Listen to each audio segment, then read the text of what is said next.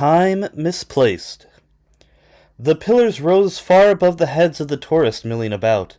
They were upwards of 100 feet tall, except those cracked and broken.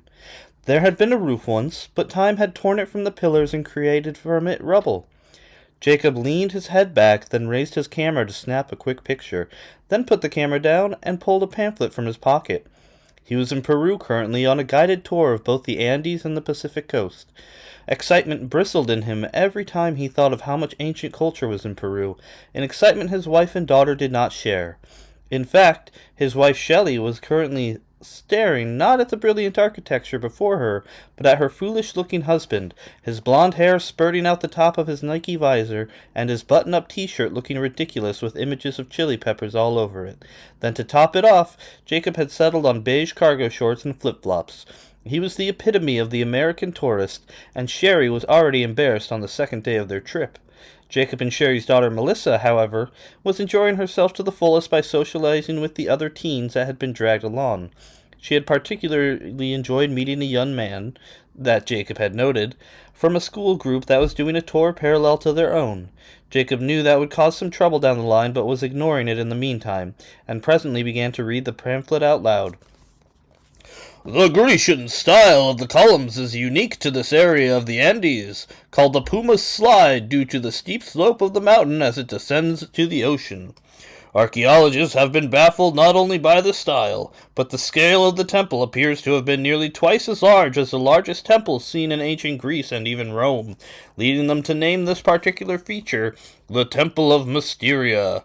Hey, Sherry, check it out. It says scientists tried to date the stone and came back with broken equipment, so no one knows how old it is. How cool is that? Sherry nodded in response and turned her head to the pillars. Jacob looked up and cut short what he was about to say, seeing Sherry's head continue to turn until it had done a full rotation above her shoulders. Jacob breathed deep.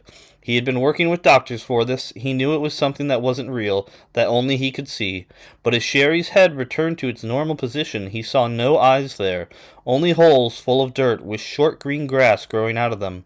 The sight upset him, and it was obvious. "What's the matter, Jacob?" Sherry cocked her head to the side and some dirt fell from her eyes. Jacob replied that he was just seeing things and closed his eyes as tightly as he could. Then when he reopened them, everything was back to normal. Sherry approached him and hugged him, not minding being seen with the ultimate tourist. She was just worried that her husband was going through a rough time. In Jacob's typical fashion, he dismissed the hallucinations once they were done and smiled at Sherry, then kissed her. "We should find Melissa," Jacob said, and they both scanned the crowd for her. They saw a handful of people murmuring and pointing, and the both of them got a sinking feeling in their guts and followed the pointed finger's direction until they saw Melissa and the boy from the school trip stepping out into the Temple of Mysteria's pillars.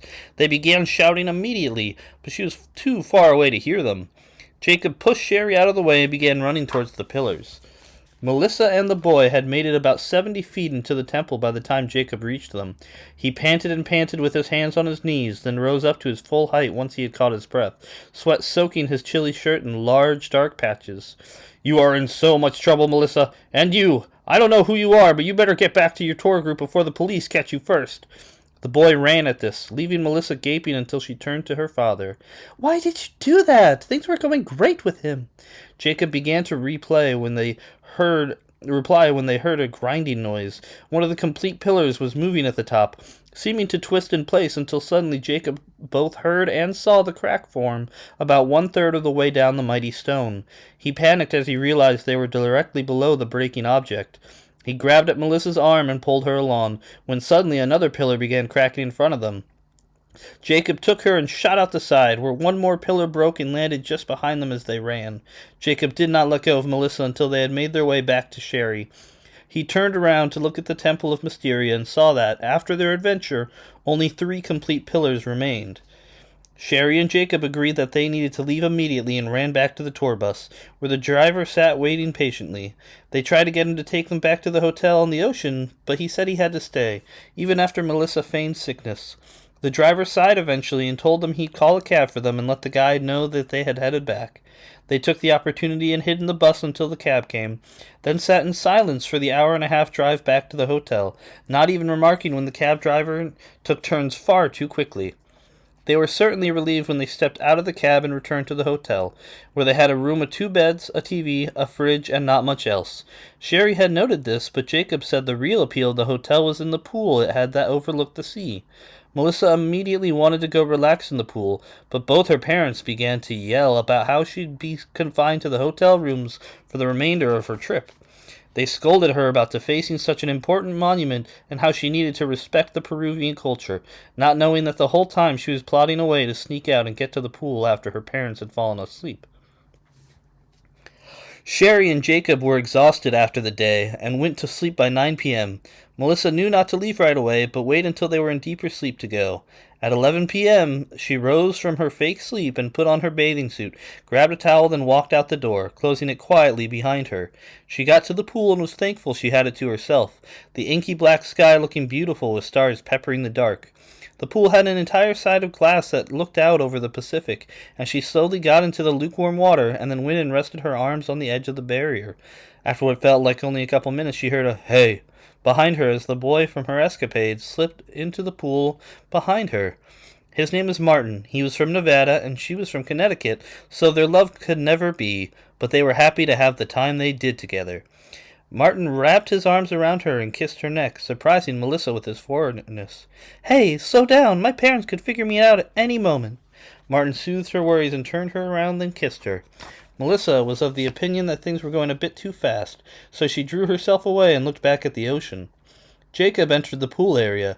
Sure enough, right where he thought she'd be, there was Melissa. He stopped as he noticed the boy from the school group behind her.